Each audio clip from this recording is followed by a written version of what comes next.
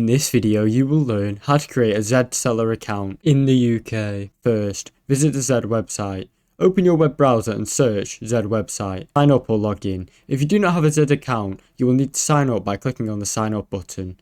If you usually have an account, click login and enter your credentials. Go to the seller portal. Once you're logged in, scroll down to the bottom of the page and find Become a Seller. This is linked for creators. Search for Zedge Seller in the help section.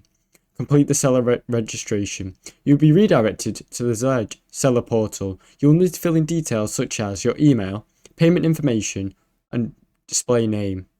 To receive payments, make sure to provide accurate information and ensure a smooth transaction. Upload your content. After registering, you can start uploading your content such as wallpapers and ringtones to sell on Zedge. Make sure to upload the Meet Zedge content guide. Wait for approval.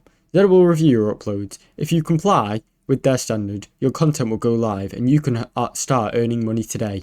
Track your earnings. Once your content is available for download, you can track your earnings through the seller dashboard. Thanks for watching. Don't forget to like and subscribe.